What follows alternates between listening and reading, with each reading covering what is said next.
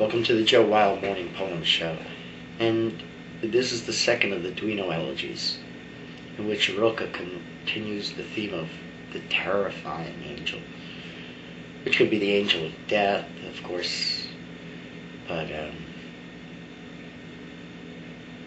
Rilke wouldn't make such neat distinctions. Beauty. Averroes put beauty in the category of the grotesque. He was a Jewish philosopher during the Islamic period in Spain and North Africa. And he was following Aristotle to a certain extent. The idea that beauty, true beauty, is so not of this world, or that it inspires terror, fear, awe. But let's read it. The second elegy. Every angel is terrifying, and yet, alas, I invoke you, almost deadly birds of the soul, knowing about you. Where are the days of Tobias when one of you, veiling his radiance, stood at the front door, slightly disguised for the journey, no longer appalling? A young man like the one who curiously peeked through the window. But if the archangel now, perilous, from behind the stars took even one step down toward us, our own heart beating higher and higher would beat us to death. Who are you? Early successes, creation's pampered favorites, mountain ranges, peaks growing red in the dawn of all beginning. Pollen of the flowering Godhead, joints of pure light, corridors, stairways, thrones, space formed from essence, shields made of ecstasy, storms of emotion whirled into rapture, and suddenly alone.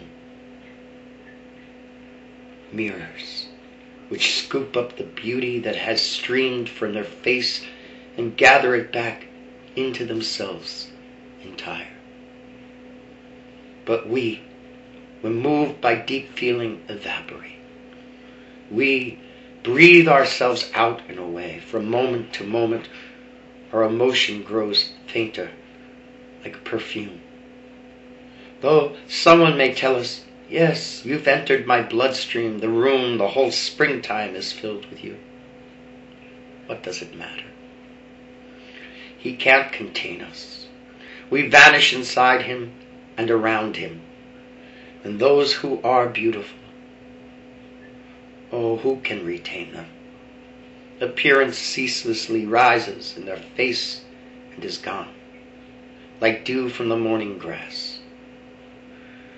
What is ours floats into the air like steam from a dish of hot food. Oh, smile, where are you going? Oh, upturned glance, new warm receding wave on the sea of the heart. Alas, but that is what we are. Does the infinite space we dissolve into taste of us then? Do the angels really reabsorb only the radiance that streamed out from themselves, or sometimes, as if by an oversight, is there a trace of our essence in it as well? Are we mixed in with their features even as slightly as that vague look in the faces of pregnant women? They do not notice it. How could they notice in their swirling return to themselves? Lovers, if they knew how, might utter strange, marvelous words in the night air, for it seems that everything hides us. Look, trees do exist, the houses that we live in still stand, we alone fly past all things as fugitive as the wind, and all things conspire to keep silent above us, half out of shame perhaps, half as unutterable hope. Lovers, gratified in each other. I am asking you about us. You hold each other. Where is your proof? Look, sometimes I find that my hands have become aware of each other, or that my time-worn face shelters itself inside them. That gives me a slight sensation. But who would dare to exist just for that? You, though, who in the other's passion grow, until overwhelmed he begs you no more. You who beneath his hands swell with abundance like autumn grapes. You who may disappear because the other has wholly emerged. I am asking you about us.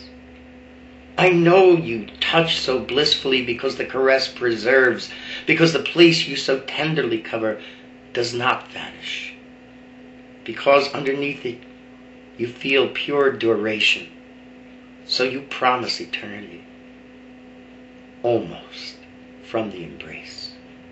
And yet, when you have survived the terror of the first glances, the longing at the window, and the first walk together once only through the garden, lovers, are you the same?